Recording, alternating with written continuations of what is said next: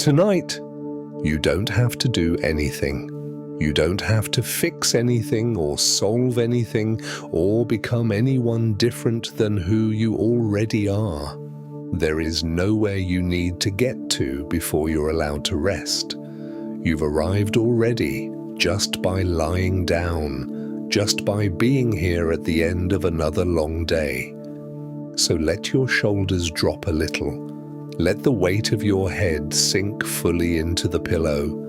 And if the past is in the room with you tonight, the old decisions, the wrong turns, the years you're afraid you spent on nothing, you don't have to push any of it away. It's welcome here too. We're not going to fight it tonight, because you know the visit. It comes at exactly this hour. The lights go off, the day lets go, and somewhere in the dark, a door opens and there they are. The job you should have left sooner or never taken. The person you stayed with too long or didn't fight for. The move you made or didn't. The money, the degree, the friendship, the decade. And walking quietly among all of it, the one who hurts most to look at, the person you might have been by now, if only.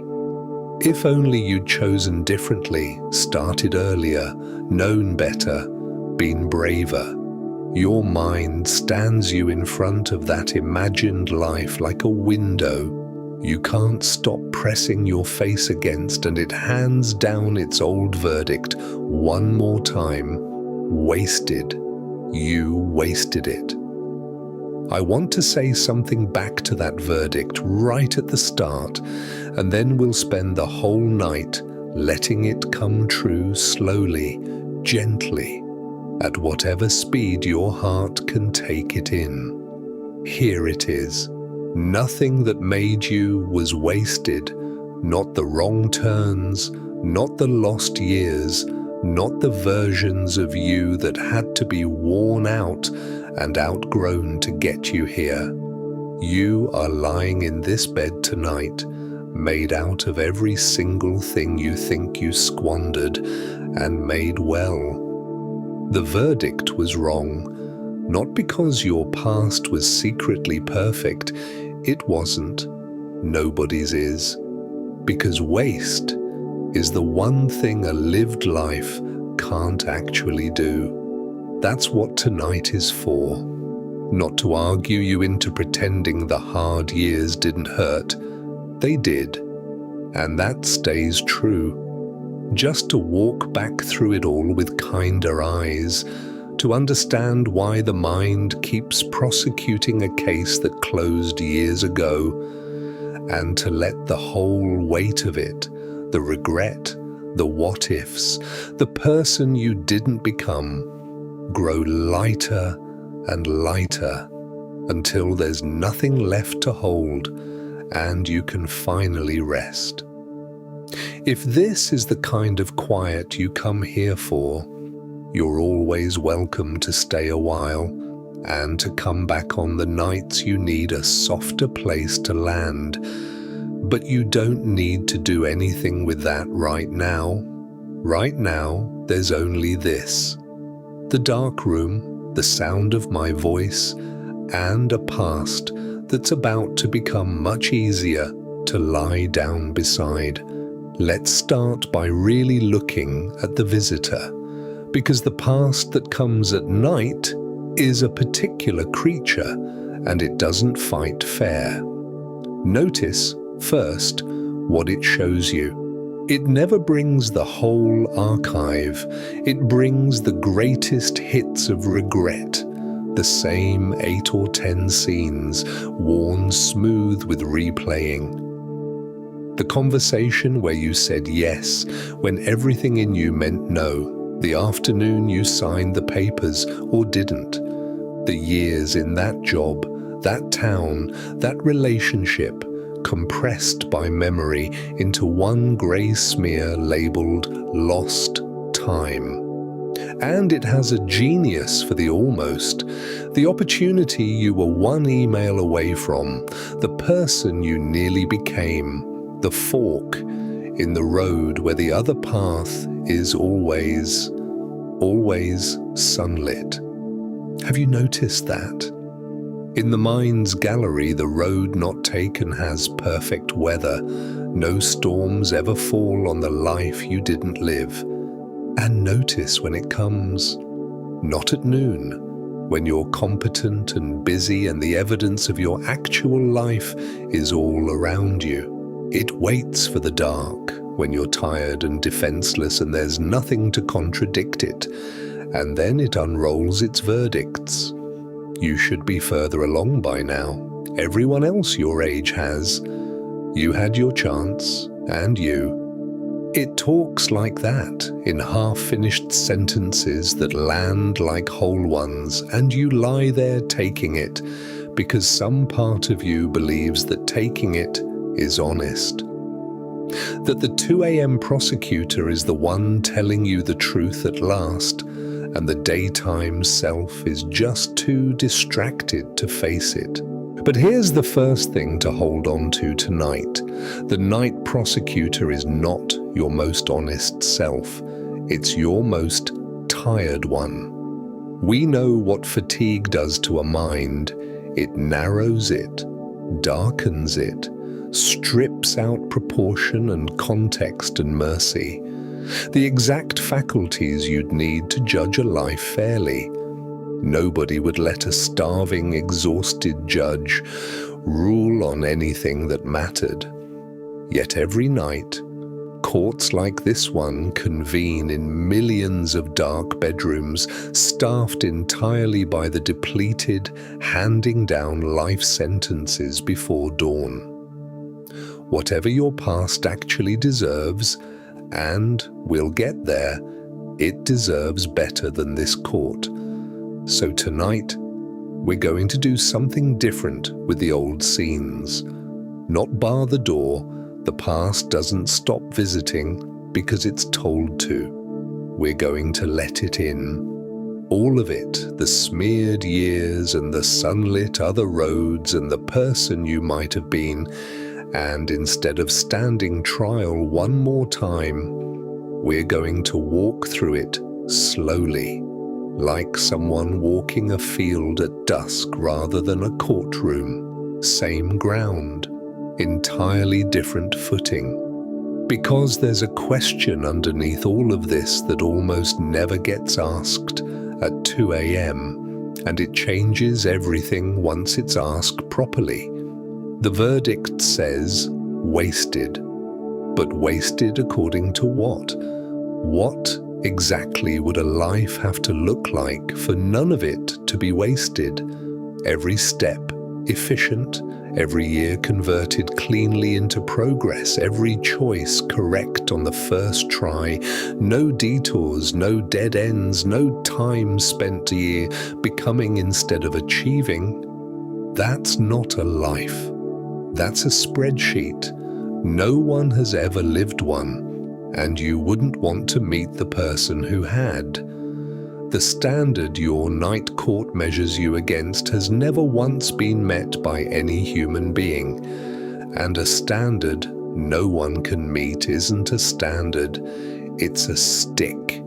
You can put the stick down. That's the whole first step, and you can take it right now, tonight, before we've even made the case. Whatever your past is, it doesn't need to be measured again, at this hour, by the tiredest version of you against a ruler made of fantasy. Let the scenes come, and let them simply be scenes for once, unjudged, unscored, just things that happened in a long life, while you lie here warm, breathing slowly, with the whole night ahead, and nothing at all to prove.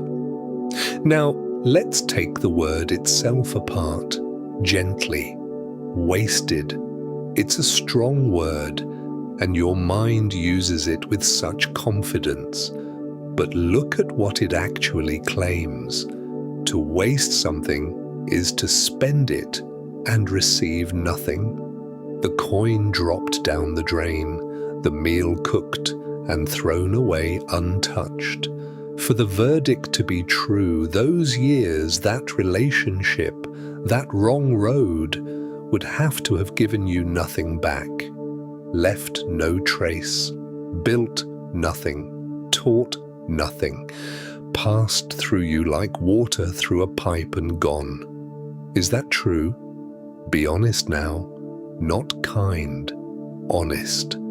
Take the stretch of your life the night court calls most wasted, the one it keeps returning to, and ask what actually came out of it, not what was supposed to come out of it, what did. Somewhere in those years you learned things you couldn't have learned anywhere else, even if the main thing you learned was never again, which happens to be one of the most valuable sentences a person can own. You met people, some of them mattered, some still do. There may be someone in your life right now, someone you can't imagine being without, who you'd never have met on the better road. You built capacities you don't even see anymore because they've become part of your hands. Patience you didn't have before, judgment, a sharper eye for what's real, a certain kind of strength that only assembles itself under weight.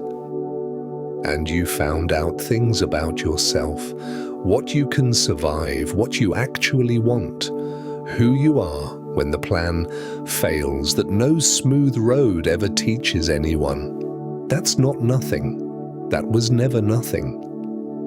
The years the mind writes off as lost were the years doing the slowest, least visible work there is, making the person who's lying here. You couldn't watch it happening.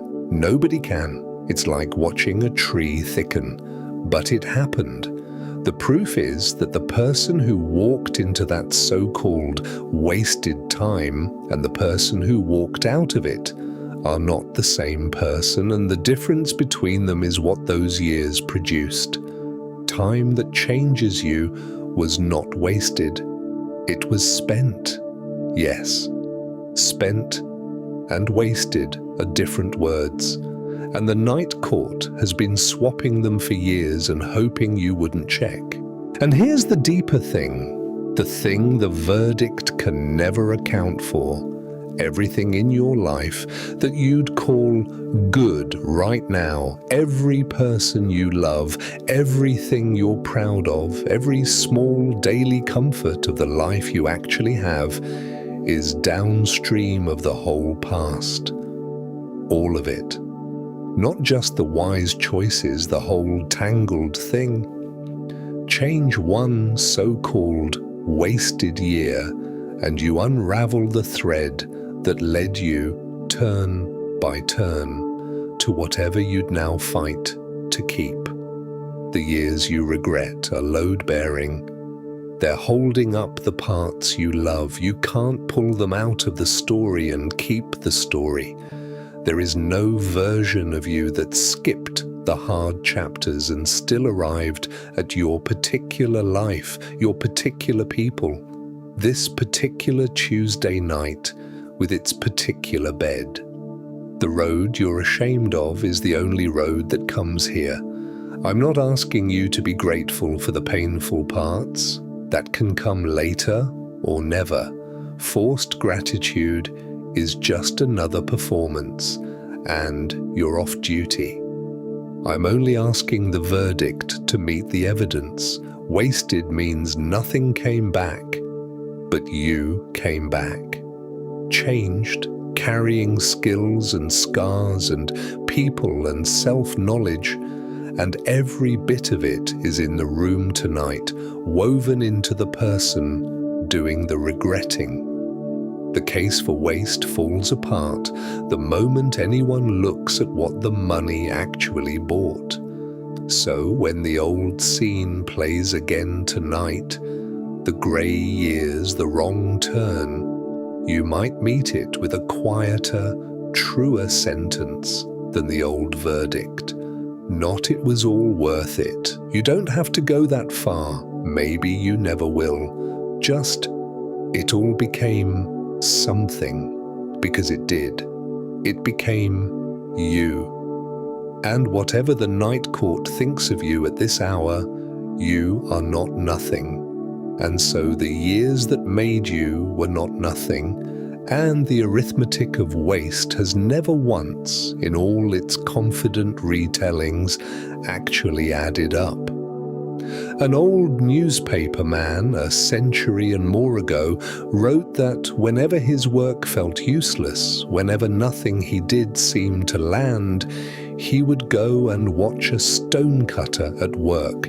And what he saw there, he said, was the thing that kept him going. And it's worth seeing tonight. The stonecutter stands over a great rock with his hammer, and he strikes it. Nothing happens. He strikes it again. Nothing. 10 blows, 30, 70, each one ringing off the stone and leaving it, to every visible test, exactly as it was. No crack, no seam. Not so much as a line to show for the aching arms and the spent morning. And then at the 100th blow, or the 101st, the rock splits clean in two. And here is what the newspaper man understood, standing there, the sentence people have been passing hand to hand ever since. It was not that blow that did it. It was all the blows that came before. The 99 that seemed to do nothing were not doing nothing.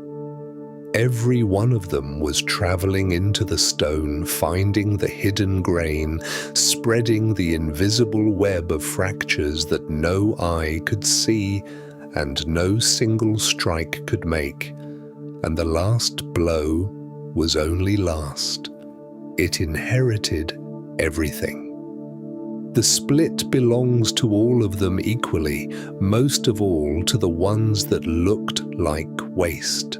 Now, think about how your night court treats your own 99. The attempts that didn't come off, the applications, the tries, the drafts, the businesses, the conversations, the reaching, all the swings you took that left no visible mark on the rock of your circumstances, and which the court has filed, every one. Under nothing came of it. But you've lived long enough to have seen the stonecutter's secret operate in your own history, if you look. The door that finally opened, did it truly open because of the one knock that worked? Or had it been loosened by years of knocks? By the skills each failed try built, by the name that became familiar, by the person you had hammered yourself into being by the time the opening came. The break always looks sudden. It never is. Whatever has ever finally worked in your life was the 100th blow landing on 99 so-called failures that had already done most of the work in the dark of the stone. And if some rocks in your life haven't split yet, and everyone carries a few, the thing you've been striking for years with nothing to show, then hold the image close, because it carries the exact mercy the small hours need. No visible crack does not mean no progress. The stone keeps every blow. It doesn't give receipts, that's all. Effort in this world is not wasted for failing to show.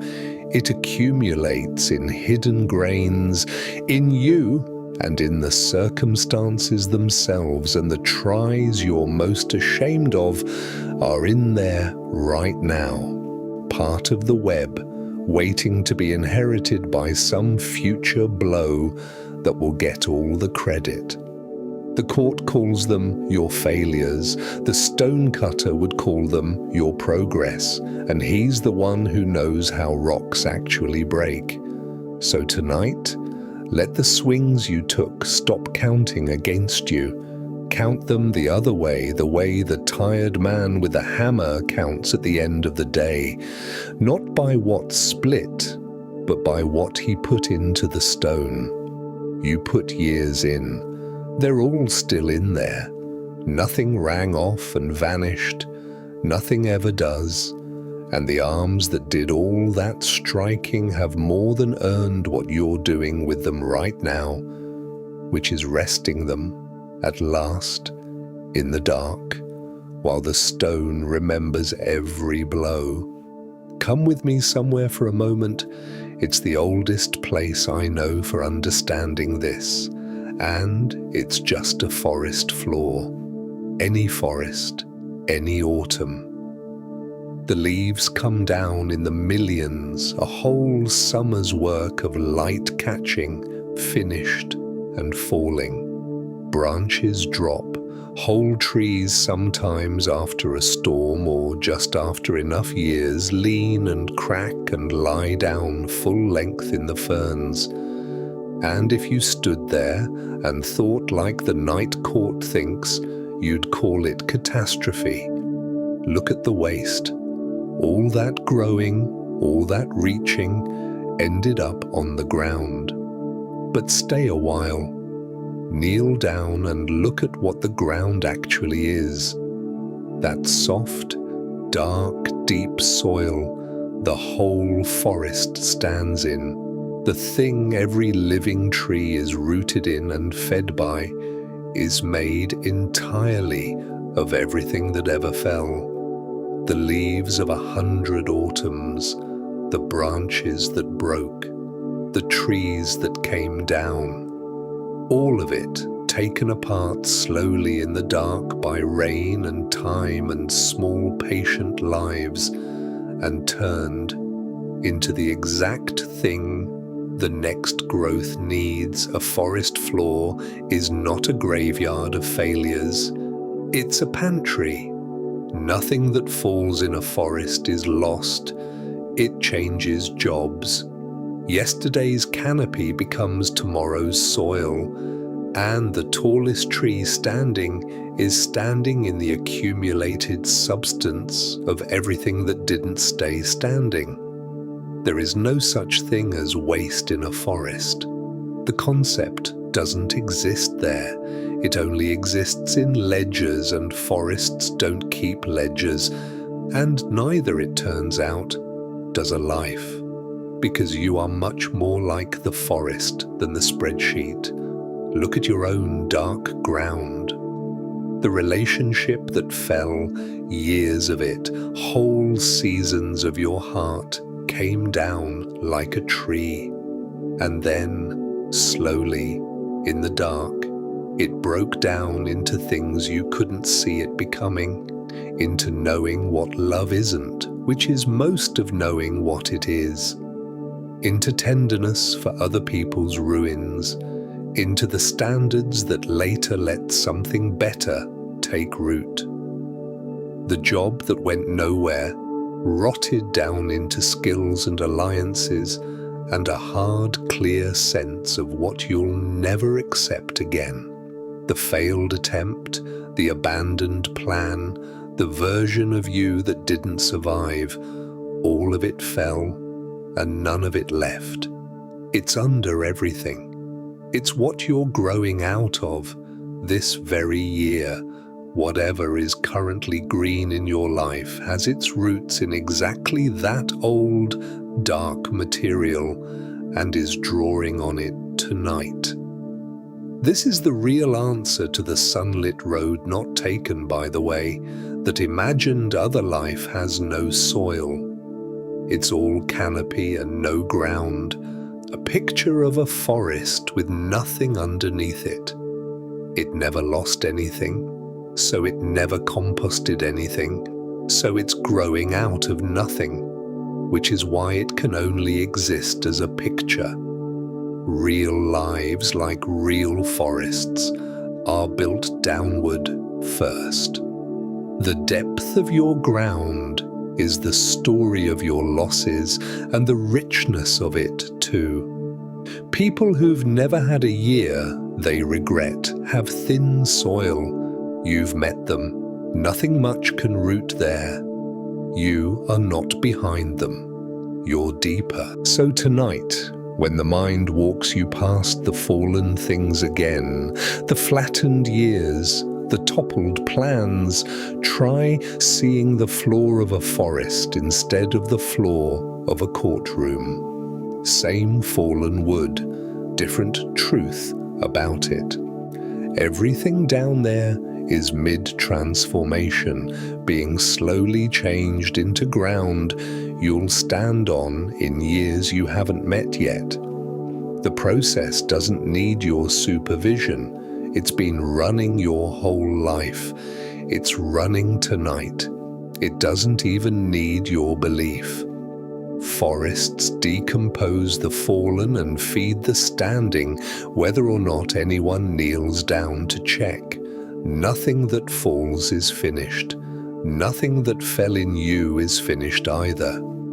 It's all still becoming, quietly, underneath, the way soil is made, in the dark, unhurried, out of everything that once looked like loss. Rest on that ground tonight. It's deep and it's yours, and every hard year you ever lived is down there holding you up. While we're out among growing things, look at a river with me, because rivers answer a question your night court keeps asking: why wasn't the way straighter? Because that's really one of the charges, isn't it? Even granting that you arrived somewhere, look how you got here. The doubling back, the years spent heading somewhere you never ended up going, the loops, the stalls, the long, slow curve away from the very thing you eventually return to. From above, a life like that looks inefficient, and inefficient is just waste wearing its work clothes. The court would have preferred a straight line. But here's the thing about straight water. It exists. We make it all the time.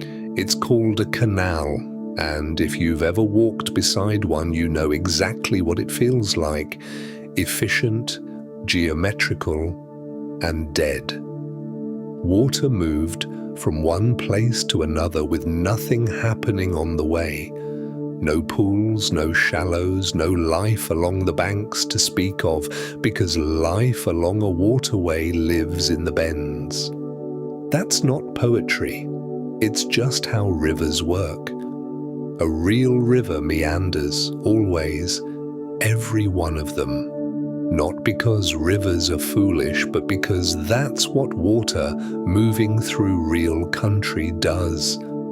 It meets the land as it actually is, the hard rock here, the soft ground there, and it finds its way by yielding and turning. And the turning is where everything happens. The bends are where the river slows and deepens. The bends are where the pools form, where the fish hold, where the herons stand, where the banks grow thick and green. The oxbows, those great looping detours that nearly circle back on themselves, are the richest habitat a river makes. Straighten a river, engineers have learned this the hard way, and it doesn't become a better river. It becomes a drain, fast and shallow and barren, racing through country it no longer touches. Nobody stands over a river demanding to know why it didn't run straight. The meander isn't the river failing to be a canal. It's the river succeeding at being a river. Now lay your own course over that.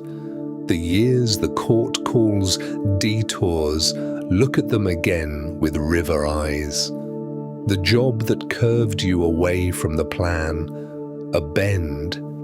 And in that bend, didn't the water slow and deepen? Isn't that where certain people gathered on your banks, where a certain thick life grew that the straight route would have raced right past?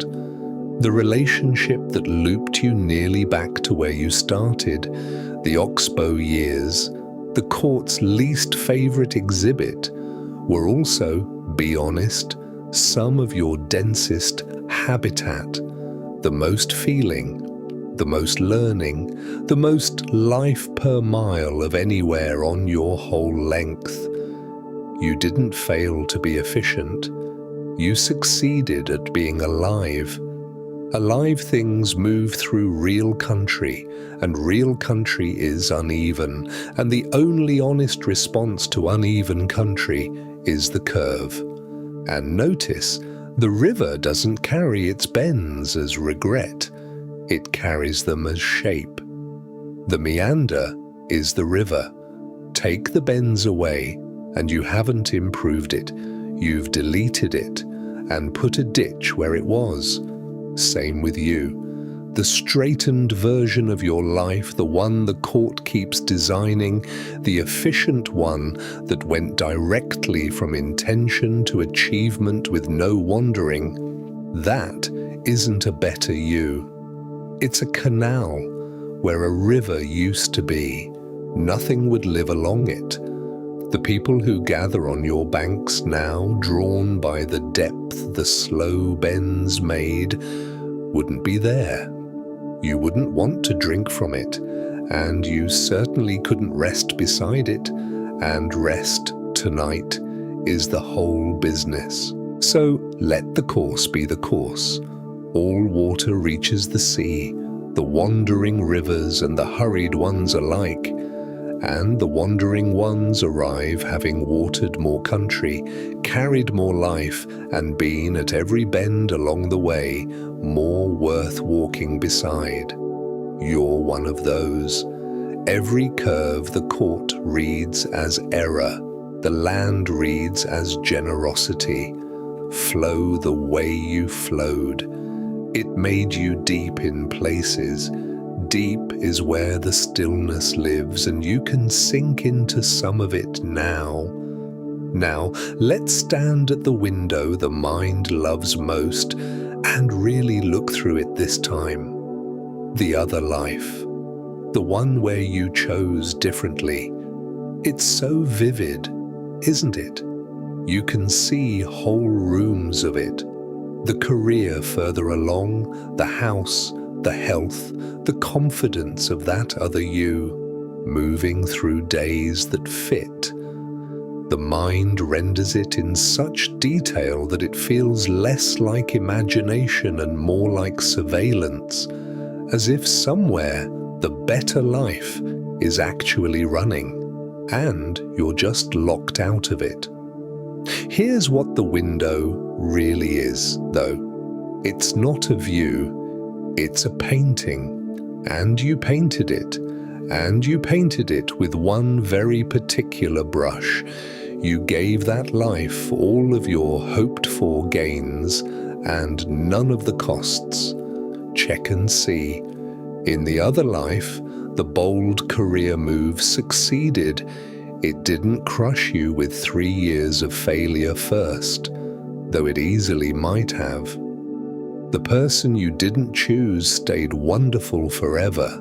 They never got tired or distant or revealed the flaws that every human reveals by year 4. The city you didn't move to never got lonely. The risk never landed wrong. Your imagined road is toll-free, and no road is toll-free. You know this from the one road you've actually traveled. From inside, every path is potholed.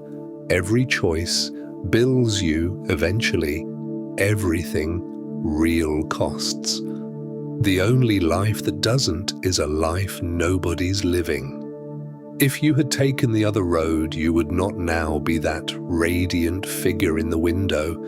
You would be a real person, tired in a different way, lying awake in a different bedroom, regretting different things, and quite possibly staring through a window at a painting of this life, the one you're in right now, rendered just as sunlit, all of its actual costs invisible from over there.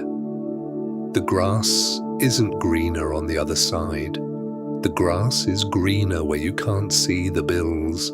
Somewhere in the space of might-have-beens, there's a version of you who never took your risks and aches over it, who never had your particular loves and losses and lies awake wondering what they missed.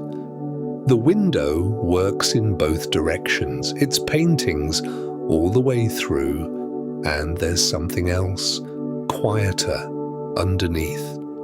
To truly wish you'd taken the other road, you have to be willing to trade away everything the real road gave you.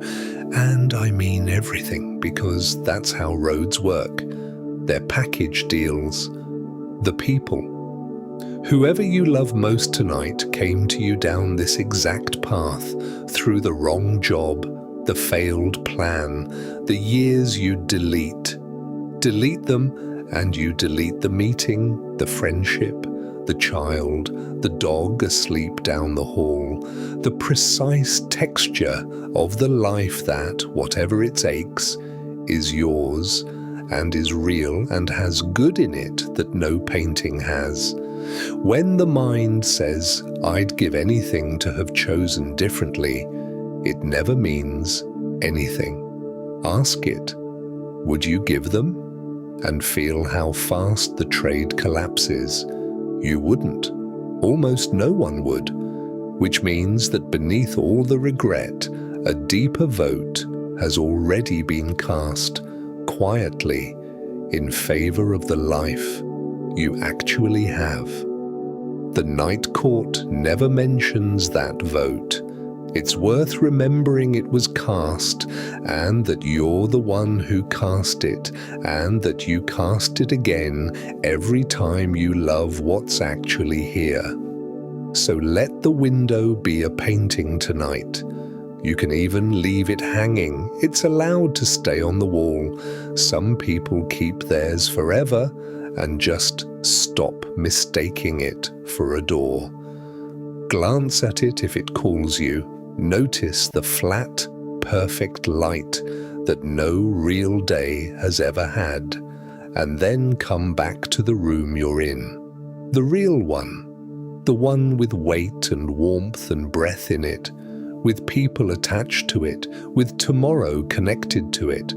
It cost you everything you spent, and it's the only life in any window, anywhere, that is actually, presently, warmly alive, and it's the one falling asleep now, which is more than the paintings will ever do.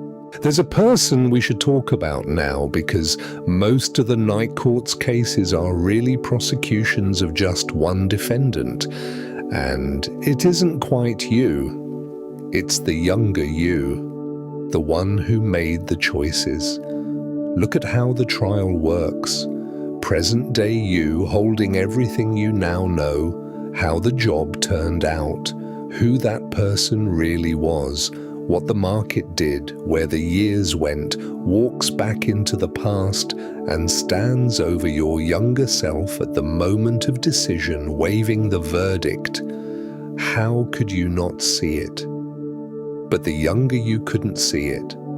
That's not a character flaw. That's what not having happened yet means. They didn't know how it would turn out, because knowing how things turn out is the one power human beings have never had. They were deciding in the fog, the way every decision in every life is made, with partial information, limited experience, real fears, and whatever wisdom they'd managed to gather by that age, which was exactly as much as their life so far had given them, and not one drop more. Hindsight walks in afterward with the answer sheet and grades the guesswork as if it were an open book exam. It's the cheapest kind of judgment there is, and you'd never accept it aimed at anyone else. If a friend told you, through tears, about the choice they got wrong 10 years ago, knowing what they knew then, feeling what they felt then, you wouldn't say, "How could you not see it?" You'd say, "Of course. Of course you chose that, given what you knew, given what you were afraid of, given what you needed so badly at the time. Anyone in your skin would have. You'd give them the verdict every fog-bound decider deserves. They did what made sense from inside. Somehow that mercy, which you'd hand a friend without thinking, is the one thing you've never handed the person who needed it from you most. So look at them for a moment, your younger self, at whichever decision the court replays most. Really look, not with the prosecutor's eye, with the friend's. See how young they actually were. Even if it was only a few years ago, they were younger than you in the way that matters. They hadn't been through the thing yet. See what they were carrying, the pressures you've half forgotten, the fear that felt so reasonable, the hope that turned out wrong but was still hope, still theirs, still the best light they had to steer by. They weren't reckless with your life. They were doing their absolute best to take care of it, of you, with the tools of their moment. Every choice you regret was, at the time it was made, someone trying to protect you or deliver you somewhere better. It didn't work out the way they meant. That's not betrayal. That's weather. That's fog. That's the human condition, wearing your old face. And here's what changes when the prosecution finally rests. You get to stop being two people at war across time, the accuser in the present, the accused in the past, and become one continuous person again. Someone who was young and guessed and got some wrong and kept going and learned and is now, tonight, the living result of all of it, including the getting it wrong. The younger you doesn't need one more retrial. They need what everyone who did their fog-bound best deserves, to be told, at last, by the only person whose verdict matters, you did all right. You didn't know. You couldn't have known. And look, we made it here anyway. Say some version of that inward tonight in your own words to whichever younger self is waiting on it. It may catch in your chest a little. Let it. That catch is years of a held prosecution finally adjourning, and there's no softer feeling to fall asleep inside than a courtroom emptying out, the lights going off, the defendant, young and tired and finally forgiven, going home to bed, which is where you both are now. Same bed, same person, at peace or near it, for the first time in a long while. In Japan, there's an old craft, centuries old now, called kintsugi, and it's the gentlest argument I know against everything the night court believes. It begins with a broken bowl, a treasured one usually, the tea bowl someone loved, dropped, and grieved. Most of the world, faced with the pieces, does one of two things: throws them away or glues them back so carefully that the break can't be seen, so the bowl can pretend the fall never happened. Kintsugi does neither. The craftsman takes the pieces and joins them with lacquer mixed with powdered gold, and instead of hiding the cracks, the gold traces them, bright seams running exactly where the damage was, so that the first thing you see is the history of the breaking. And here's the part that matters. A kintsugi bowl isn't considered salvaged, a damaged thing made usable again. It's considered more beautiful than it was before it broke, and more valuable. The break didn't end the bowl's story. The break is why the bowl has won. Sit with what that tradition understood. The crack is not the opposite of the bowl. It's part of the bowl now, and it can be part of it shamefully, hidden under careful glue, or part of it radiantly traced in gold. The one thing it cannot be is undone. Every broken thing faces that same fork, not whether to carry the break, it will, forever. But how? You have breaks. That's not an accusation, it's just the census. Everyone who has lived enough life to be listening to this has them.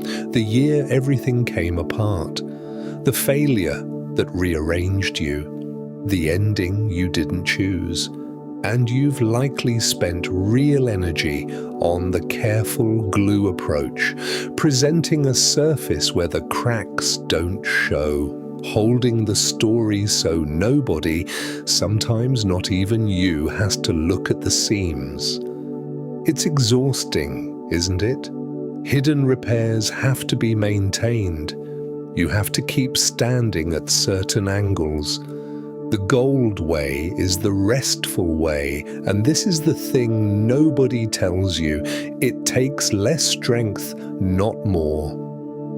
You stop managing the light. The seam is allowed to be seen by yourself first. That's the only audience that matters at this hour.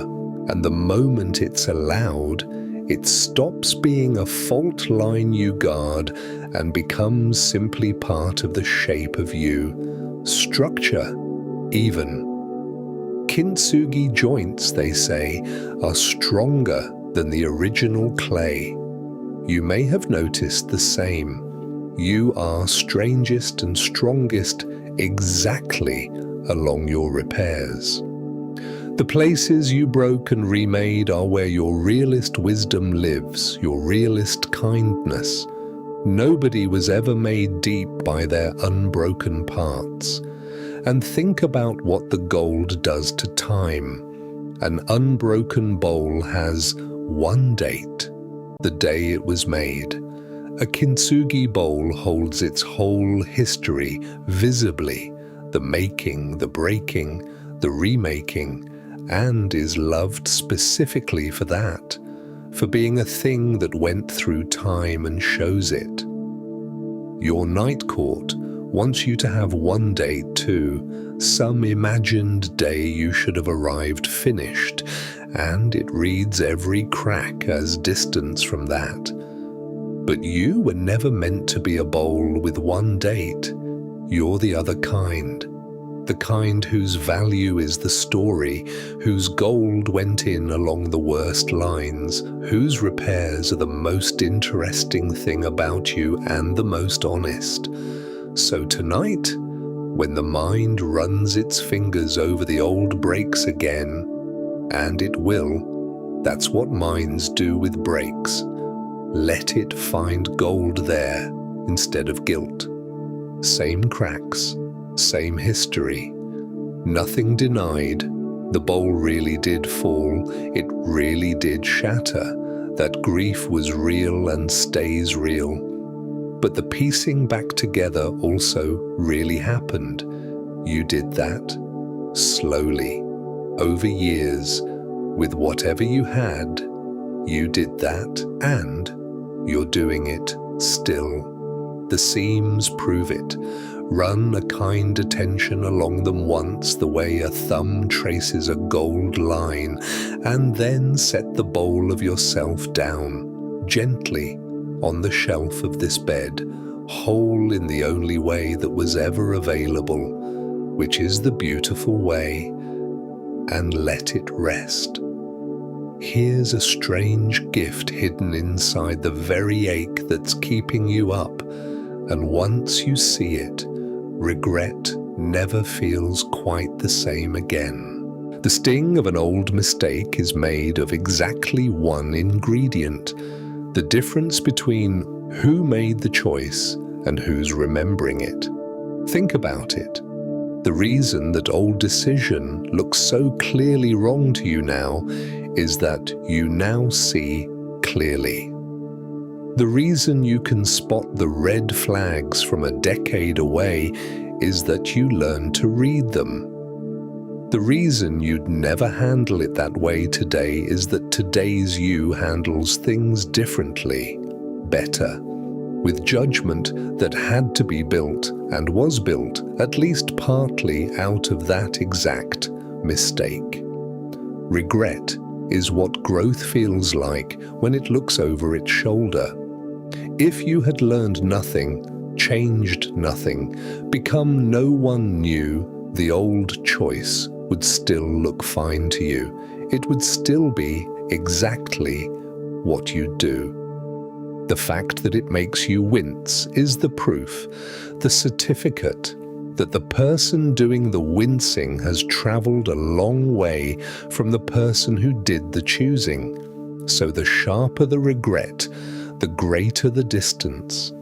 Read that way, your worst 2 a.m. aches are a kind of survey data, each one marking how far you've come from a former self. People with no regrets haven't lived flawlessly. They've either lived very little or learned very little. A rich crop of regret means a life that kept attempting things and a mind that kept upgrading itself and then, quite unfairly, kept grading its old work with its new standards.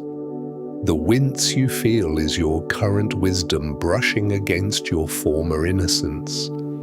It was always going to feel like that. It feels like that in everyone who grows. And this reframe has a practical mercy in it. You've probably treated the recurring regret as evidence that you haven't moved on. Look, it still stings. I must still be stuck back there. Turn it around. The sting is evidence you did move on. Only from far away does the old shape look so clearly wrong. You're not stuck at the scene of the mistake. You're so far past it that you can finally see the whole thing, the way a road's bad bend is only visible from the hill after it. Feeling regret and being stuck are nearly opposites. The stuck don't wince. They're still mid-mistake, contentedly. You winced your way up here onto the hill where the view aches, and the aching is the altitude. Does that mean the regret should be enjoyed? No, it means it's already done its work. Regret is a teacher with exactly one lesson per event, and once the lesson is transferred, see it sooner, choose differently, guard that door. The sessions afterward are just reruns, the bill arriving again for a debt already paid. You've paid this one. You paid it the first 100 times it aired. Whatever that old scene had to teach, it lives in you now as instinct, as the very discernment you used this week without noticing where it came from. The tuition transferred long ago. The lesson kept the knowledge and doesn't need the pain, and the pain, if you check, no longer carries any new information. It's a bell still ringing in an empty school. So tonight, when the wince comes, And it may try greeting it by its true name. Not "there's my proof of failure," but "there's my proof of distance." There's the old bell, "School's out," and let the growth that regret measures actually enjoy its own altitude for once. You see more than you did. You are more than you were. The wrong turns tutored a judgment you now rely on daily and cannot remember being without. That's what the ache was building this whole time. It built it. It's finished. And builders, when the work is done, are allowed to put their tools down and rest their arms and sleep. There's an old story about a sculptor and a block of marble, and whether or not it happened quite this way, it's been retold for centuries because it's true in the way that matters. Someone asked the sculptor how he had carved such a lifelike figure from raw stone, how he knew what to make, and he's said to have answered, "I didn't make the figure. It was in the block all along. I just removed everything that wasn't it." Removed everything that wasn't it. Stay with that a moment because it describes a kind of making that the night court doesn't have a category for. The court understands addition, achievement, accumulation, building up. That's its whole ledger. So when it audits your life, it counts what the hard years added and finds them wanting. Those years took things away. The wrong job took years and gave back mostly the knowledge that it was wrong. The relationship subtracted. The failed plan subtracted. Whole seasons of your life in the court's accounting were pure chisel, and a chisel only removes. But look at what sculpture knows. Removal is the making. Every strike of the chisel takes something away, and the figure emerges precisely and only because of what's taken away. There is no other method. You cannot add your way to the figure in the stone. The marble doesn't work like that, and neither, it turns out, do people. Think of who you were at your most unformed and be kind about it. We all start as the whole block, holding every possible version of ourselves at once, all potential and no shape. And then life got to work. The job you hated, a strike, and the version of you that could have spent a life in that world fell away, and you were more shaped. The love that failed, a strike, and the you that would have settled for that particular unhappiness fell away. Each disappointment, each closed door, each thing you tried that wasn't it, another piece of not you coming off, sometimes in chips, sometimes in the terrible years, in great slabs that felt like losing half of who you were. It did feel like loss. From inside the stone, sculpture must feel like nothing but loss. And yet, look at what's lying in this bed. Someone with a shape, someone who knows what they will not do for money, who they cannot love, where they refuse to live, what they're done pretending to enjoy, and every one of those knowings, notice, is a subtraction, an edge, a place where something fell away and left a defined line behind.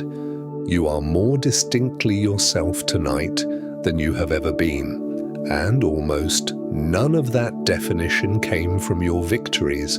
Victories confirm the shape. It's the chisel years that cut it. The people we call shapeless, and you've met them, aren't the ones who failed too much. They're the ones who somehow dodged the chisel never tried the wrong thing, never lost, never had a slab knocked off, and are still, at whatever age, standing in the block, all potential, no figure, waiting to begin. So here's tonight's rereading of the years the court files under pure loss. Those were the years the figure was being cut. What they removed was never you. It was everything that wasn't you, and the difference between those two is the whole art. It hurt the way carving must hurt if stone could feel it, because from inside there's no way to tell a strike that ruins from a strike that reveals. You only see it later, in the mirror, in the shape of your own definite life, that the blows landed with more intention than they ever felt like they had, that something was emerging the entire time. The sculptor's answer said gently to your own history, nothing was being destroyed. In those years, something was being found. It was in there all along, the particular figure of you, and everything that fell away was just the stone it was hidden in. You can stop mourning the marble chips. They were never going to be part of the statue. And statues rest when the carving's done for the day. The workshop goes quiet, the dust settles, the figure stands there in the dark, more itself than yesterday. That's you tonight. The chisel is down. Nothing is being removed tonight. What remains is what was true, and it can simply stand here now in the settling dust and be still. A philosopher once liked to point at a ship crossing water and ask a question that undoes half of what the night court believes about how a life works. Look at the ship, he'd say. Look at the wake spreading out behind it, that long trail of turbulence reaching back to the horizon, the record of everywhere the ship has been. Now, which is driving which? Because the eye can be fooled. Standing on the deck at night, watching all that churning history fan out behind, it's easy to feel that the wake is pushing the ship, that all that accumulated past is what's driving you forward, or driving you at all, that a boat is somehow the product of its trail. But it isn't. The wake doesn't drive the ship.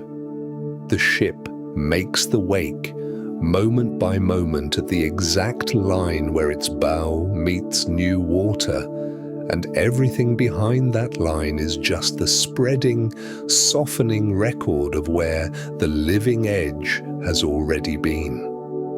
The wake has no engine. It has never steered anything. It can't reach the wheel. It fades, mile by mile, back into flat sea. Your past is awake.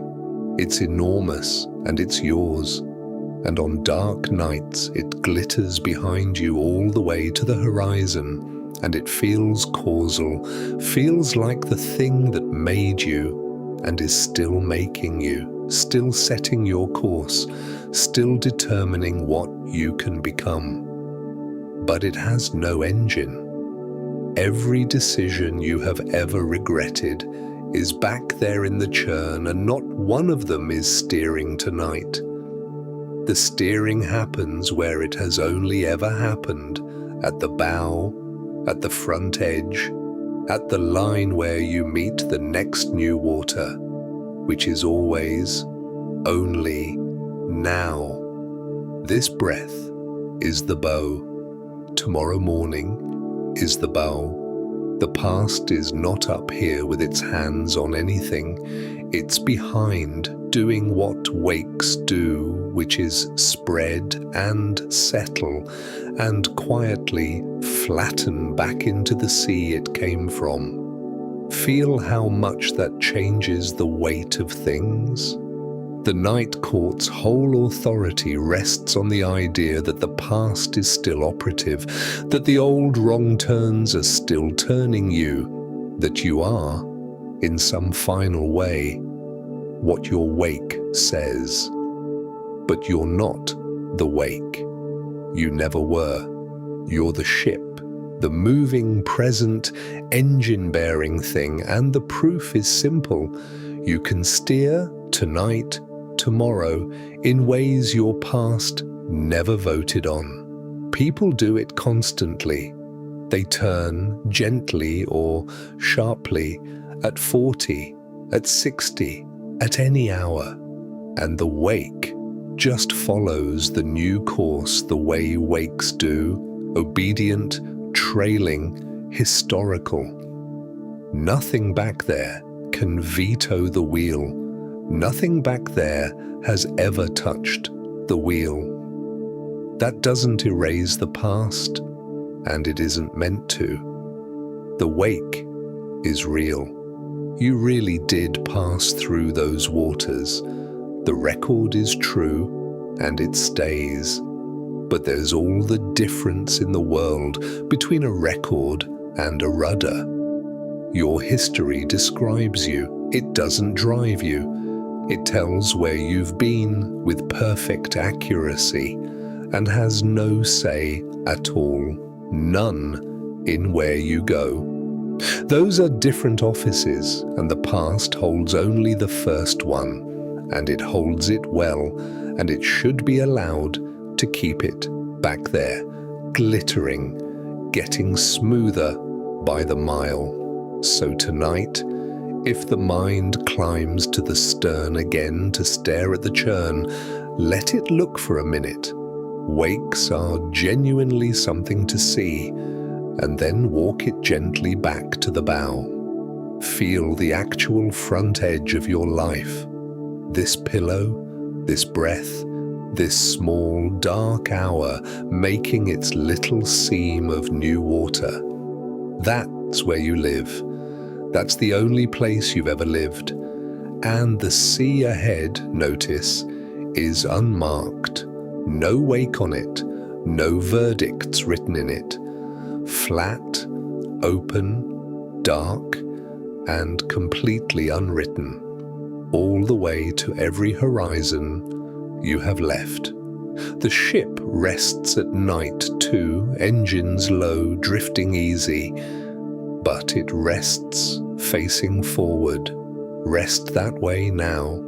If you ever get the chance to look at the sawn face of an old tree, a big one, 100 years or more, take a moment with it, because a tree keeps its autobiography in the open, and it's an honest one. You know what you're looking at? The rings, one for every year, spreading out from the small dark center that was once a sapling's first season. But look closer, because the rings aren't uniform, and that's the whole story.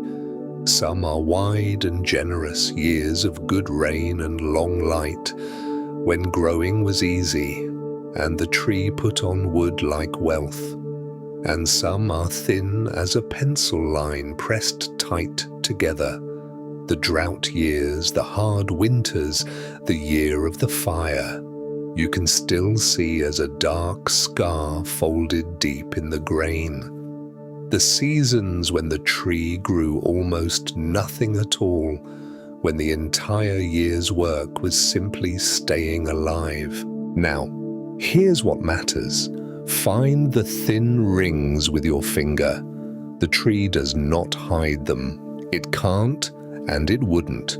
They're in the middle of everything, structural, part of the very trunk that held up every season that came after. The drought years are not gaps in the tree. They're wood, thinner wood, harder wood. Actually, drought rings are denser. The tree grows tougher fiber when it grows slowly. But wood, load-bearing, all the way to the crown. Remove them, if such a thing could be done, and the whole trunk collapses inward, there is no version of the tree that skips its bad years and still stands. And the tree makes no distinction of shame between them. It doesn't grow apologetically over the thin years or point with pride at the fat ones. It just keeps ringing outward year on year, carrying all of it, the plenty and the scarcity, in one continuous, standing whole. You have rings. You know exactly which ones are thin. The year or 2 or 5 when everything narrowed, when growth as anyone would measure it stopped, when the entire achievement of a season was getting through it. The Night Court calls those your wasted years its favorite exhibit, but you're a tree reading its own cross-section, and the truth is what it is in every trunk. The thin rings are not absent years, you grew in them. Slowly, invisibly, and in the dense way, the way trees grow in drought, tougher fiber, deeper roots, the kind of growth that doesn't show in height, but shows forever in what the wood can bear afterward. Ask yourself honestly where your load-bearing strength actually came from, the capacity you lean on when life leans on you. And it's the thin rings. It's always the thin rings. Nobody is held up by their easy years. And notice the other thing the tree knows: no single ring, however thin, however scarred, is the tree. The fire year is real. It's right there in the grain, and it's one ring among 100, wrapped on every side by other years, held in the middle of a living thing that kept adding wood around it until the scar, still present, still true, became a smaller and smaller fraction of the whole. That's not forgetting. The tree forgets nothing. It's all written. That's just growth doing what growth does to old wounds, not erasing them, encircling them. Each new year of you lays another ring around the old hard seasons, and they stay exactly what they were while becoming, every year, a gentler percentage of the total. You're still ringing outward. That's worth saying plainly at this hour, in this bed. The cross-section isn't finished. Whatever this year has been for you, wide or thin, it's one more circle around all the others, and next year goes around this one. The thin years recede toward the center, not because they mattered less, but because you keep growing past them, and the center is simply where beginnings live. So stand for a moment tonight in your own long grain, all 100 rings of you, or 30, or 70, the droughts and the good rains held in one trunk, nothing hidden, nothing wasted, everything wood.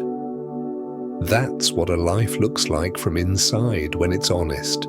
It looks like a tree, and trees, you'll notice, do not lie awake over their thin rings. They stand on them, and in the dark, in the wind, in every season they were ever given, they sleep standing up, held by every year they've ever lived. Gardeners in the East tell of a bamboo, a giant timber bamboo, that has broken the heart of nearly everyone who ever planted it without knowing its ways. You plant the seed and you water it, and nothing comes up. Not the first year. You tend the ground, you keep faith through the seasons, and nothing. Not the second year either, nor the third.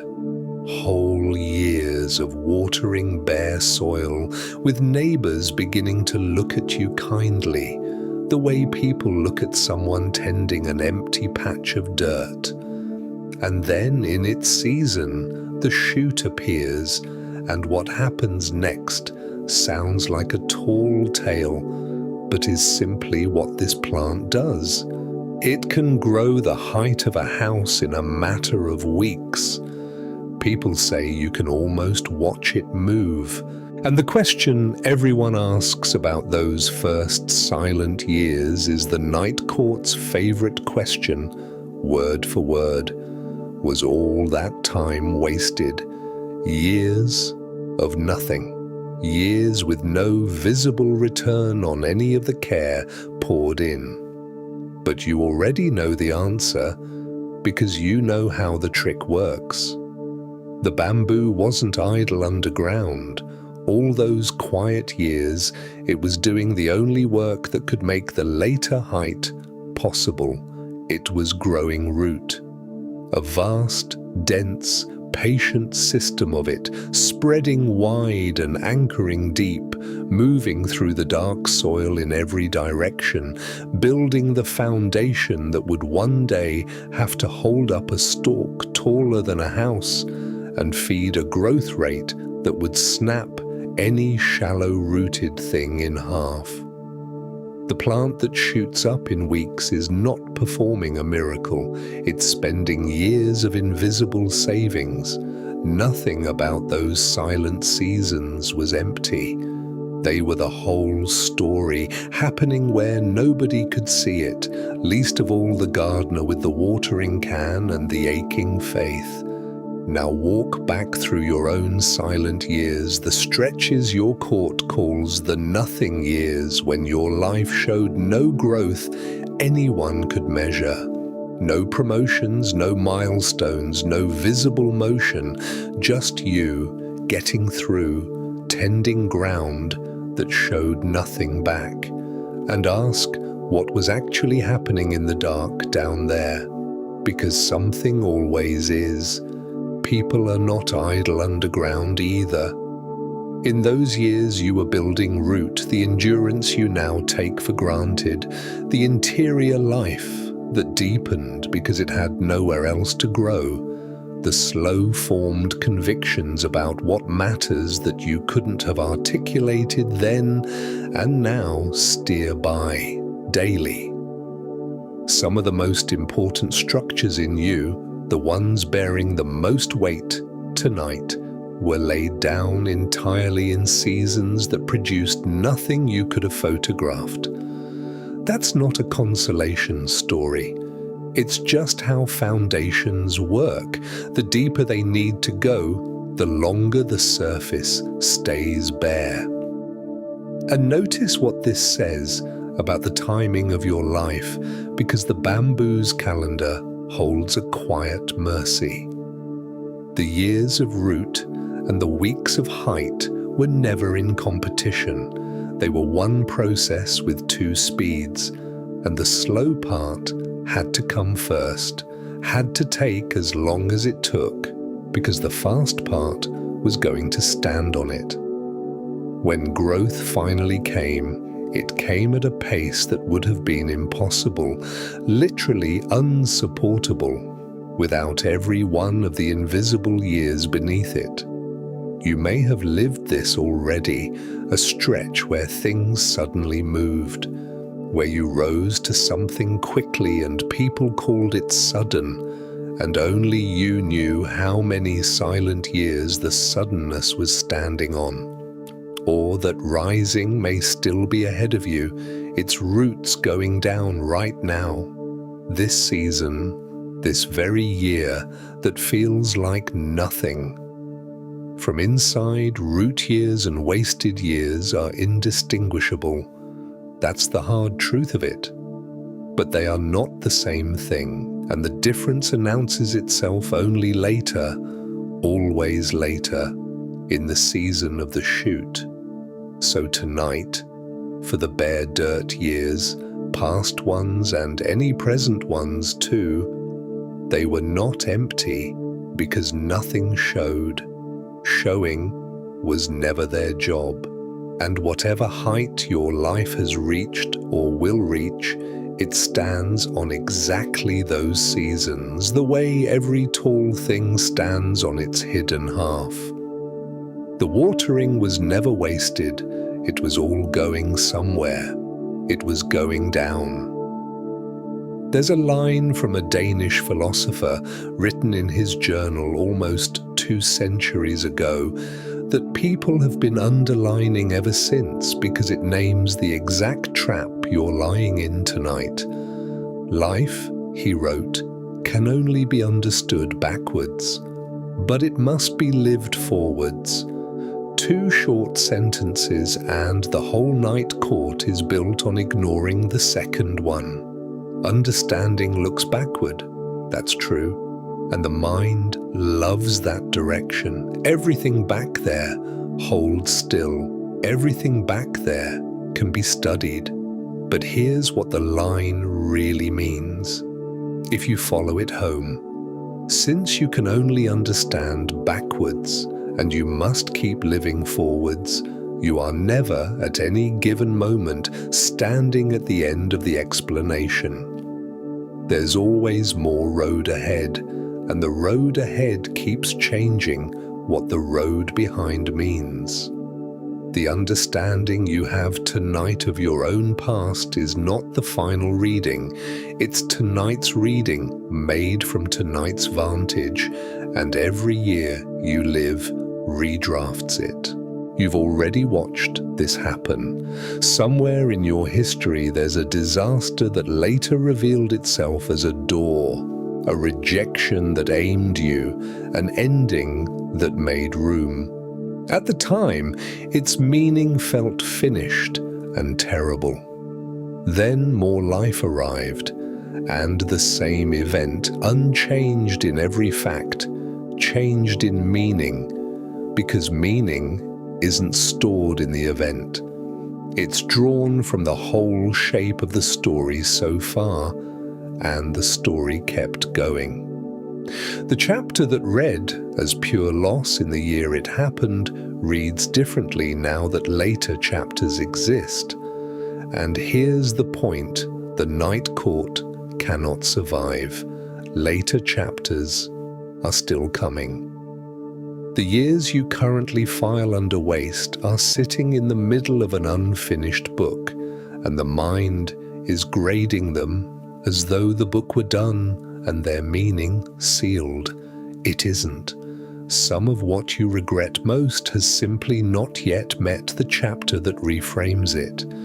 You haven't lived far enough forward yet for that stretch of the past to finish becoming what it will have been. Feel the tense of that, strange and hopeful, what it will have been. The past in a lived life is not a fixed exhibit. It's more like a garden planted in the dark, and things germinate on their own schedules, and a hard year can bloom into sense a decade later, when the skill it built finally gets its moment, when the person it made you finds the situation only that person could meet. You cannot rush this, and you don't need to. You only need to stop issuing final verdicts from the middle of the book. Not because the verdicts are too harsh, though they are, but because they're premature, structurally, always. A story's chapters can't be judged until the story ends and yours hasn't, and tonight is not the night it ends. Tonight is just a quiet page turning, so let the understanding stay open. That's the instruction hidden in the old journal line, and it's such a restful one. You're not required to have your past figured out. You couldn't, even in principle, from here. The full sense of your own life is simply not available at this altitude to you or anyone. And the demand that you produce it tonight, at this hour, exhausted, in the dark, is the most unreasonable demand the mind makes, and it can be declined. Understanding backwards will keep happening on its own in glimpses over years, each one arriving when the forward living has gone far enough to make it possible. Your only actual job is the second sentence, live forwards, which, at this particular moment, means something wonderfully small. Sleep, so there's strength for the next page. The book stays open on the nightstand. Nothing in it is finished being understood, which means nothing in it is finished being redeemed. Morning is the next line, and it's a better reader than the night has ever been. And while the book stays open, let's take one more thing off your chest, because it's pressing on it tonight, whether it's been said aloud or not. The schedule, the sense that whatever your life is becoming, it's becoming it late. That there were deadlines, invisible but real, by 30 this, by 40 that, and you've missed them. And every year now arrives with a faint smell of lateness about it, as if life were a train platform and yours pulled out some years ago with a better version of you aboard. Where did the schedule come from, though? Ask it for its credentials. Who issued it? It wasn't handed down with your birth certificate. It's a composite, stitched together from other people's highlight reels, from a culture that loves early bloomers because they photograph well, from the handful of classmates whose timing you happen to witness, from parents doing their anxious best, from advertising, of all things, which has opinions about what each decade of you should be buying, and calls those opinions a life. It's not a law, it's not even a consensus. It's a rumor with a deadline attached, and it has one genuinely remarkable property. Almost everyone believes everyone else is on it, and almost no one is. You know this from every honest conversation you've ever had past midnight. Everyone is off schedule, the whole species, every one of them quietly comparing their real, bending, root-growing life to the same rumor and finding themselves behind. And meanwhile, actual lives, watch how they actually go. Some people find their work at 19 and some at 55, and the 55-year-olds are not worse at it. They arrive with 30 extra years of composted living to bring to bear. Some meet their person early, some late, some twice, some after everyone, including themselves, had filed the matter closed. The world is full to bursting with lives that began again, began at last. At ages the schedule calls finished.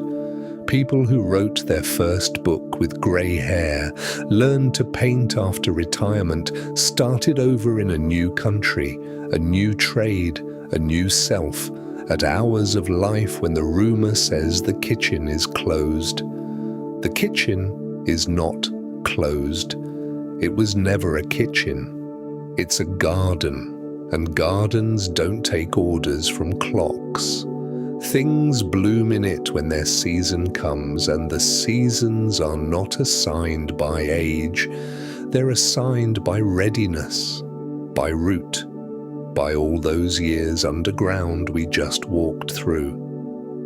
A late bloom is not a lesser bloom. Ask anyone who's seen the last roses of autumn, the ones that open when everything else has given up. Nobody looks at those and says, late. Here's the quiet fact under all of it. You cannot be late for your own life. Late relative to what? There's exactly one of it, yours, unfolding at the only speed it has ever unfolded, which is the speed at which you became ready for each thing, which is the only schedule that was ever real. The train platform was a painting too, like the sunlit window.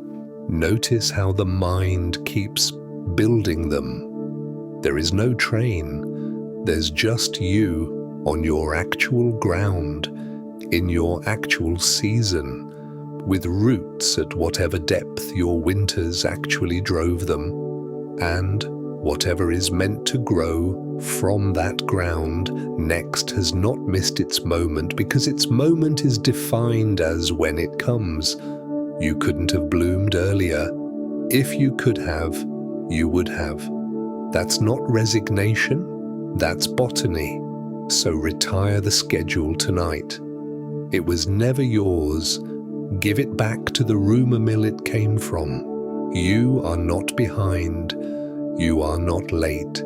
You're mid-season, in a garden with no clock on the wall, where the only thing lateness has ever meant is that the bloom, when it comes, opens onto cooler air and a quieter light and is savored by a gardener wise enough at last to actually stand still and see it.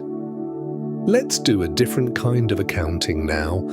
The night court has read its ledger all evening, every cost itemized, every loss underlined. Fine. Books have 2 columns. Tonight, before sleep, let's read the other one, slowly, and see what the hard years actually deposited, not to win the argument, just for accuracy. You can lie completely still for this. It's an inventory you take with closed eyes. Start with the people. Walk back through the so-called wasted stretches and notice who entered your life inside them. The friend you'd never have met but for the job that went nowhere. The person who mattered, who came through the door that only that detour opened. Some of them are gone now and still left their mark. Some are still here, in your phone, down the hall, woven into your ordinary week. Every one of them arrived by the exact route the court calls a mistake. They're in the other column. Count them. Then the knowing, not school knowing, the earned kind. You know what a certain kind of charm is hiding now. You know how institutions actually work, what promises mean and don't mean, when to read a room and leave it. You know what burnout feels like at the early edge where the line is because you once found it the hard way. You know what you need in love and what you cannot live alongside, knowledge that cost you years and is worth years because it now guards every year you have left. None of it came from the smooth stretches. Count it. Then the strengths, the ones so grown in you forget their acquisitions. You can sit with uncertainty longer than you used to. You can start over. You've proven it. That's not a hope anymore. It's a record. You can be told no, be left, be laid off, be wrong in public and outlive it, and you know you can because you did. There are people who reach old age never knowing whether they could survive their life falling apart, you know? That knowledge is a kind of ground floor that nothing can take out from under you, and it was poured, all of it, in the worst years. Count it. And then the tenderness, the strangest asset of all. Notice who you're gentle with now. The failing, the stuck, the divorced, the ashamed, the person at the party whose year has clearly gone wrong. You can sit with them now without flinching, and they can feel it, that you're not above them, that you've been in the weather too. That's not a personality trait, it's an alumni benefit. It comes exclusively from your own ruins, and it is the exact thing people will remember you for. long after every achievement column fades.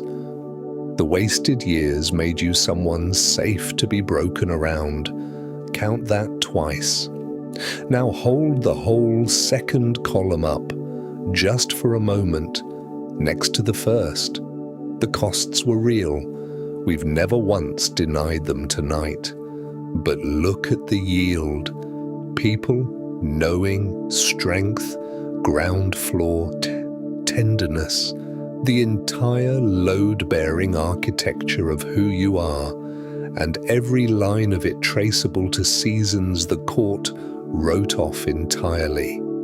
This is what the verdict of waste always misses, because it only ever reads one column at 2 a.m. by bad light. Read in full the ledger of your life doesn't say squandered, it says paid for.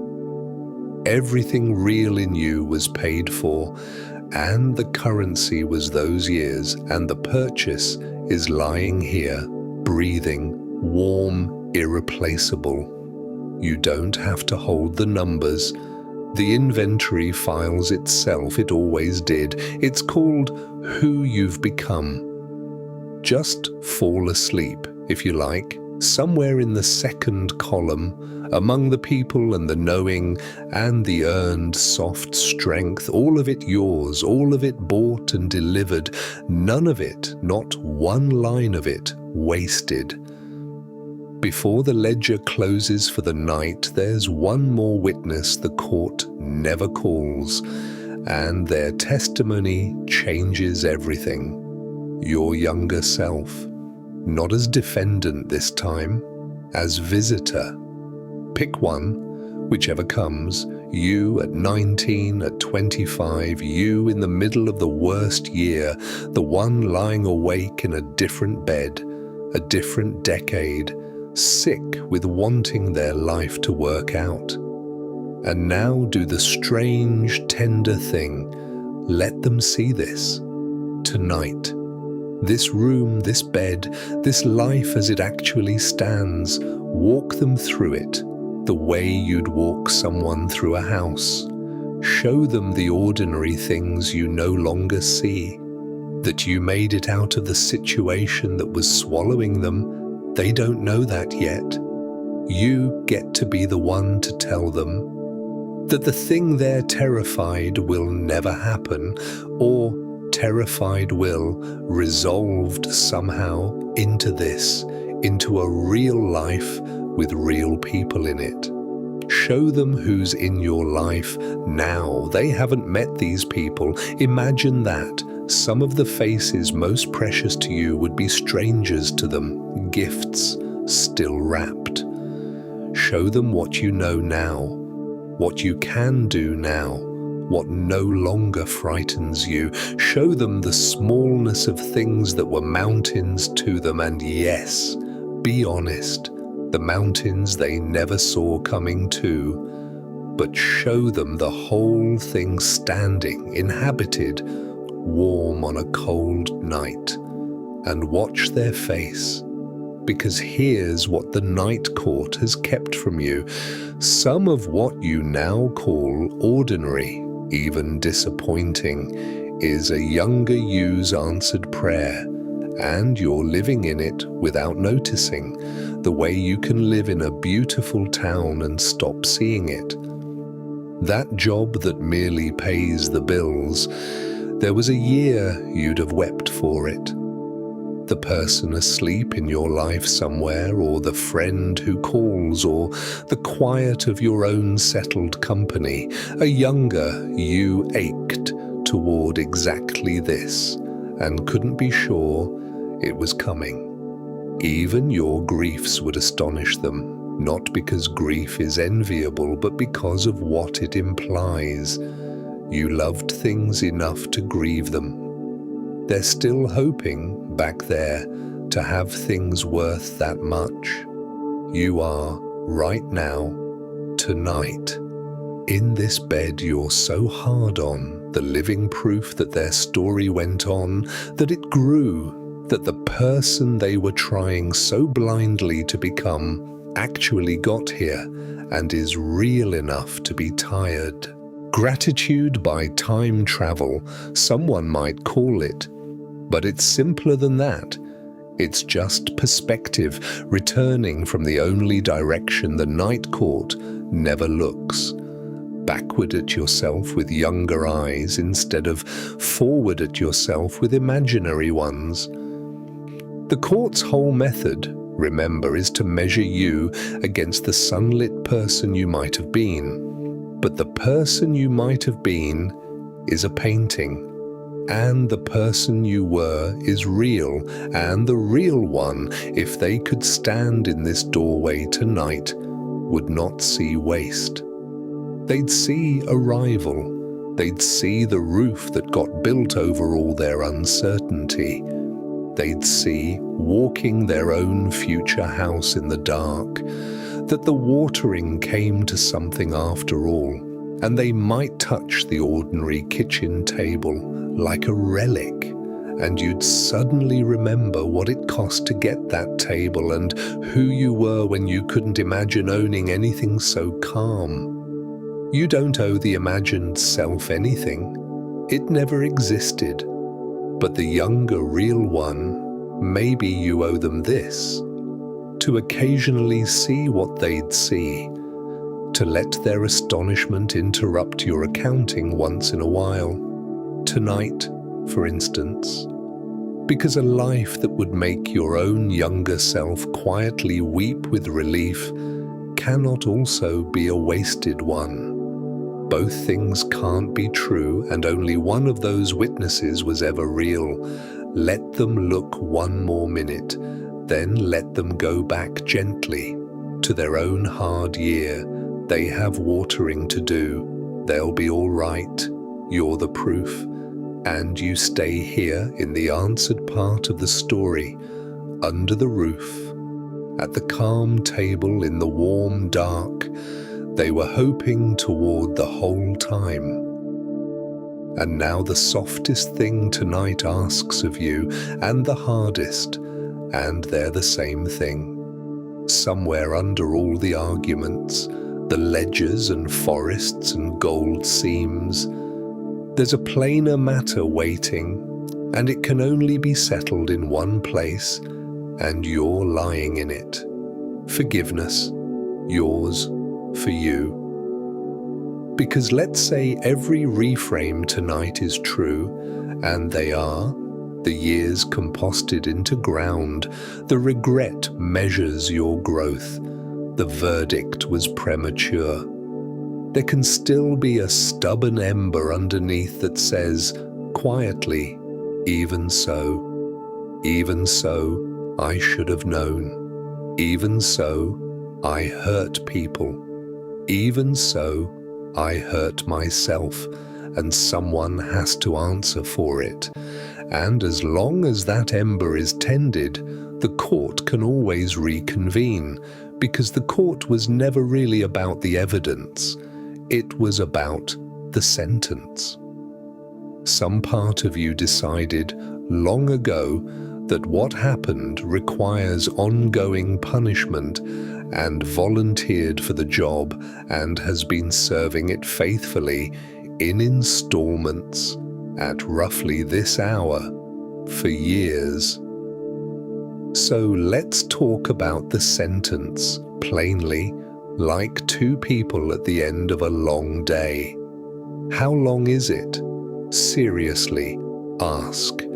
If the old mistake deserves punishment, how much? A year of bad nights? 5? You've likely served more than any court on earth would have handed down for the same offense. Most of what keeps us up at night, mishandled love, wrong turns, ordinary human blindness, wouldn't draw a sentence anywhere except in our own bedrooms. You have been paying steadily with interest in the only currencies the self accepts: sleep, peace, self-regard. At some point, and only you can name it, but at some point, a debt is either payable or it's a subscription. If years of these nights haven't settled it, then one more night won't either. And the ember isn't justice anymore. It's just a habit of burning. Here's what forgiving yourself actually is, because it's quieter than it sounds.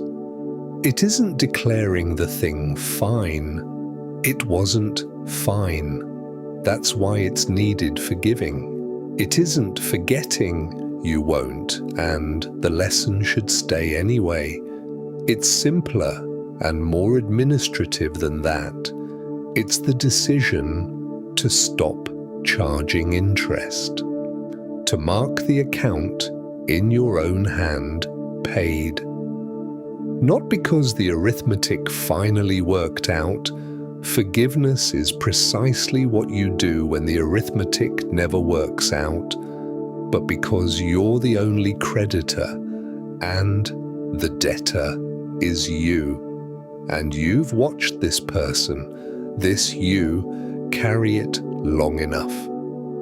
You'd have forgiven anyone else years ago. You've probably actually done that, forgiven for worse, people who never even asked.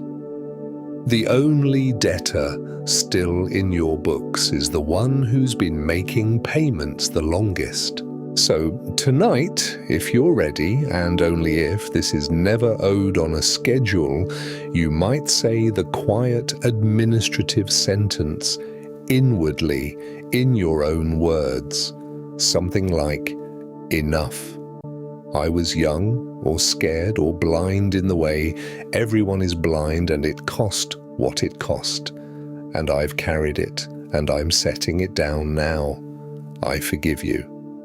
Say it to the younger self we sat with earlier, or to last year's self, or to the one from Tuesday, whoever's name is on the account.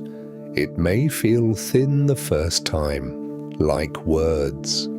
That's all right. Forgiveness is a door you sometimes have to walk through more than once before it stays open.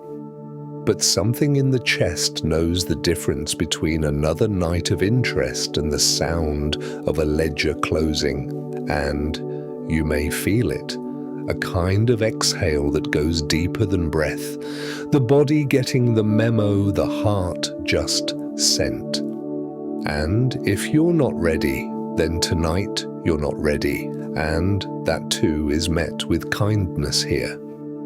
The door stays where it is. It doesn't lock, but at least tonight, let the payments pause.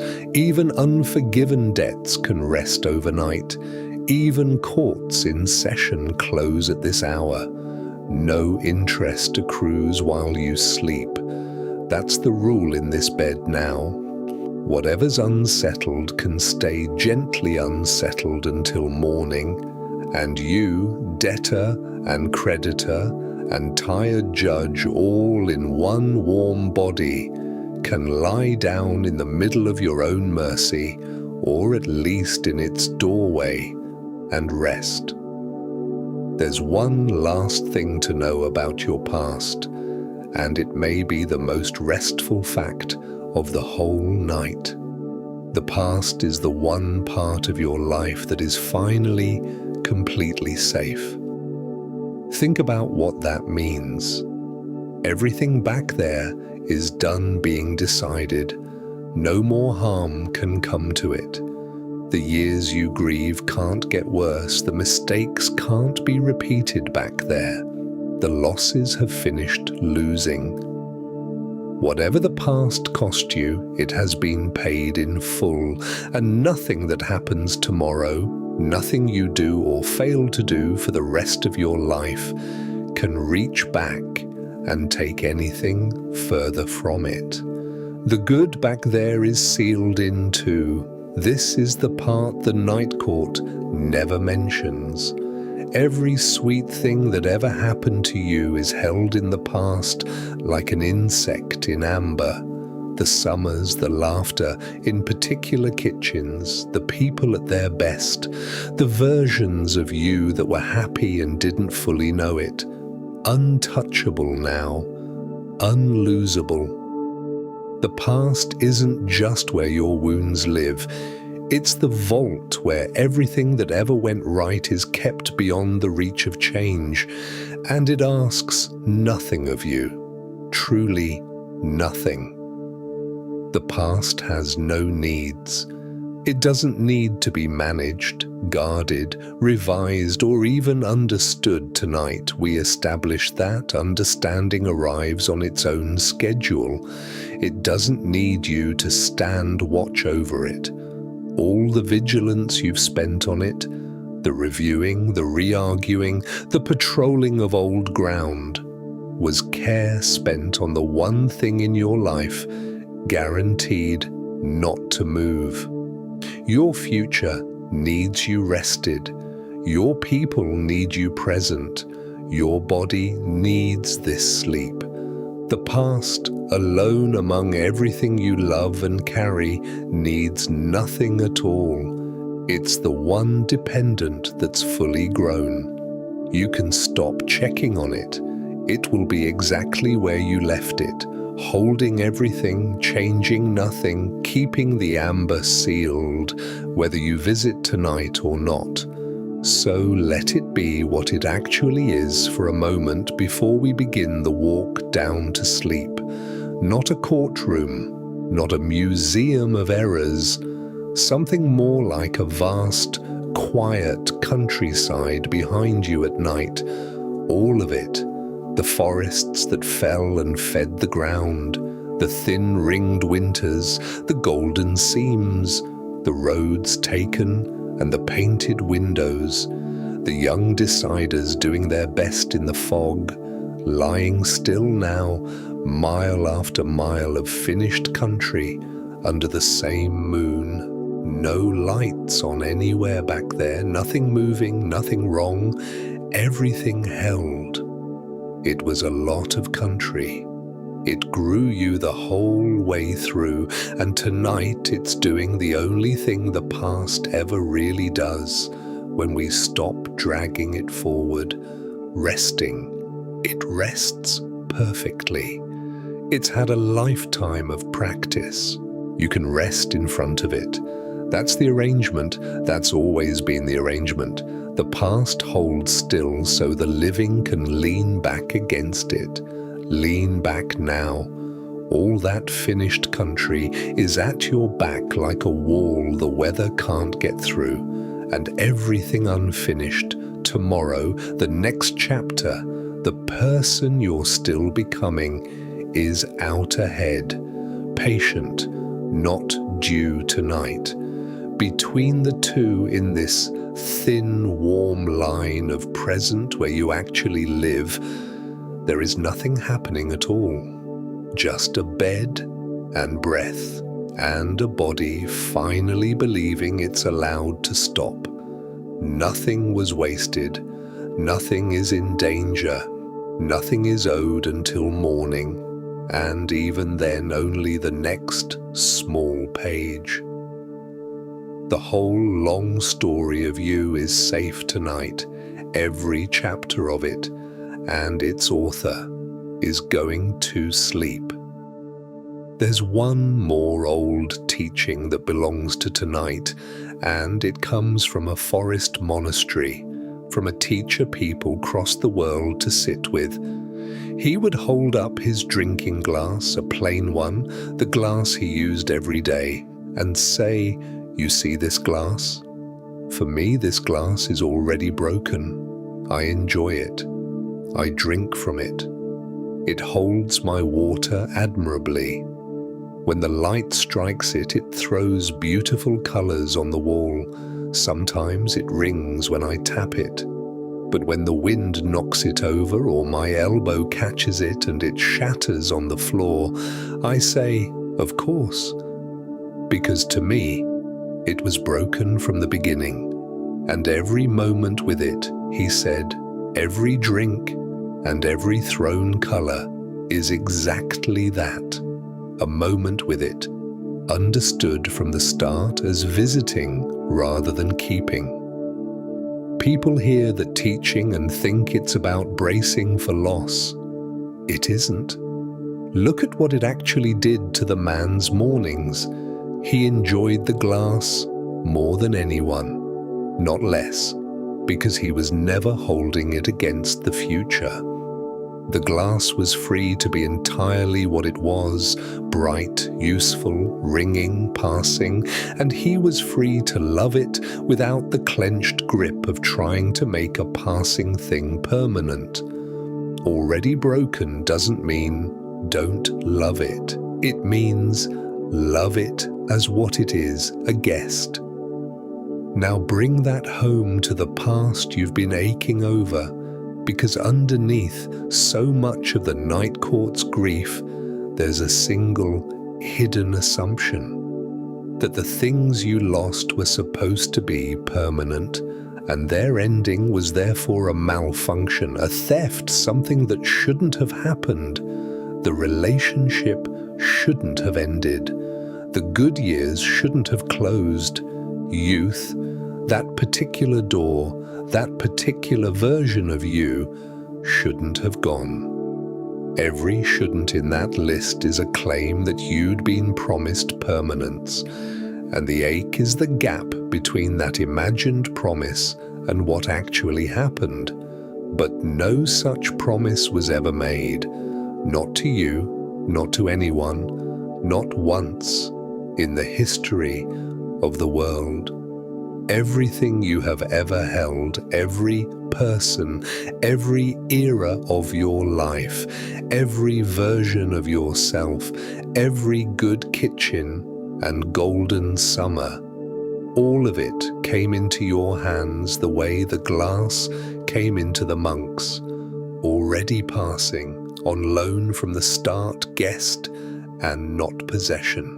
Nothing was stolen from you, because nothing was owned. The endings weren't the arrangement breaking down. The endings were in the arrangement from the first morning, and feel what that reframe does to the past's whole weight. If the good years were supposed to last, then their ending is a wound, and their memory is evidence of the theft, and looking back hurts. But if they were always guests, then nothing went wrong when they left, and their memory changes key entirely. It stops being the record of what was taken and becomes the record of what visited. You got the glass. That's the astonishing part. The court skips over every night.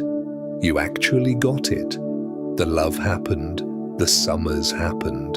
The friendships, the laughing at particular tables, the eras of your own becoming. Each one arrived, poured its water, threw its colors on your walls, rang when life tapped it. Visits, all of them, and all of them real, and the proper closing of a visit is not a crime scene. It's a wave from the road. The ache of missing them is real and can stay.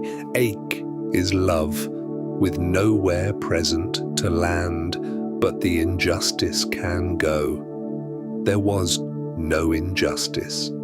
There were guests, and they came, and you had them, and having them was the whole gift, and the leaving was never a breach of it.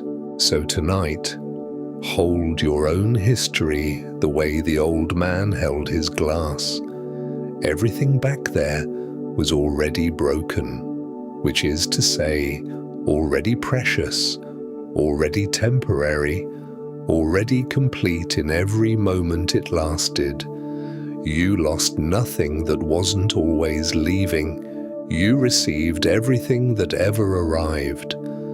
Those are two descriptions of one life, and only one of them lets you sleep, and it happens to be the true one. Come somewhere with me now, one last walk before sleep, not far, and nothing to do when we get there, just an imagining, loose and dream vague, somewhere for the mind to rest its eyes now that the words have done their work.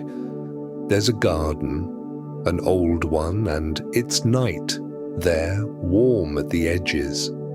A crescent moon is up, and the sky behind it is deep with stars. And this garden, you understand as soon as you're in it, has been growing a long time, long enough that the walls have gone soft under moss, long enough that what was once formal has gone gently wild. There are old stones here, worn steps, an archway furred green with age, the ruins of some earlier arrangement of things, and none of it reads as loss. That's the first thing you notice. The fallen stones aren't rubble. The garden has taken them in.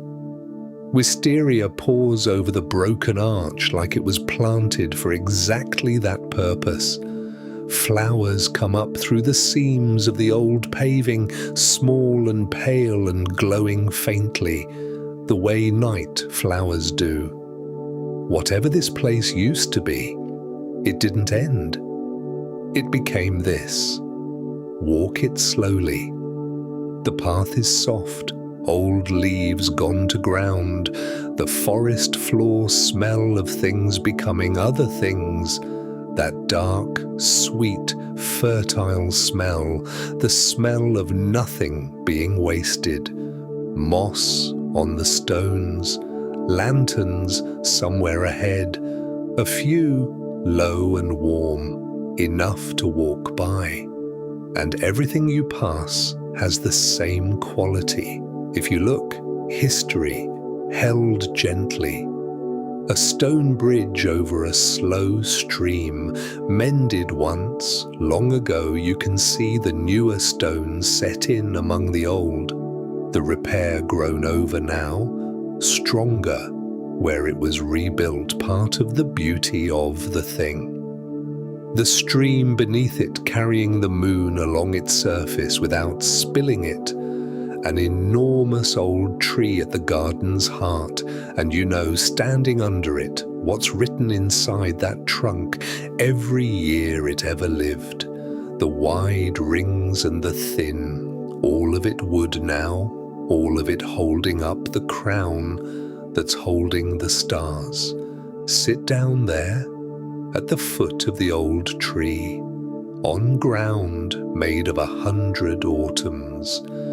Feel how the whole garden is at rest and in motion at once, settling, composting, mending, growing, all of it happening at the pace of years, none of it needing tending tonight.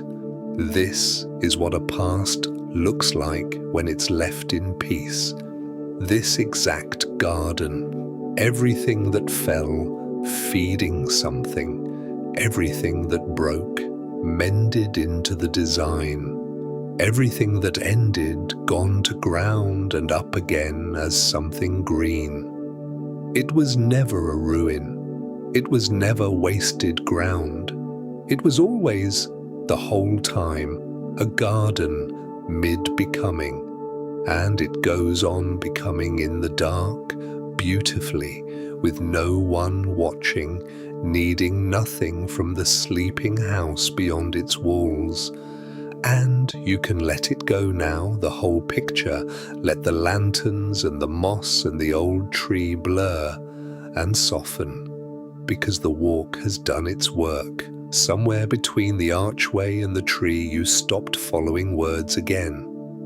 The mind is drifting picture to picture now, loose, wandering the way minds move in the last minutes, half thoughts, stray images, the day's faces going by unnamed. Let them go by. Dreams are already reaching up for the edges of all this, pulling gently, and they can have it. The garden, the stream, the bridge, all of it dissolves in exactly the direction you're going. The bed is the garden now, the covers are the warm, deep ground.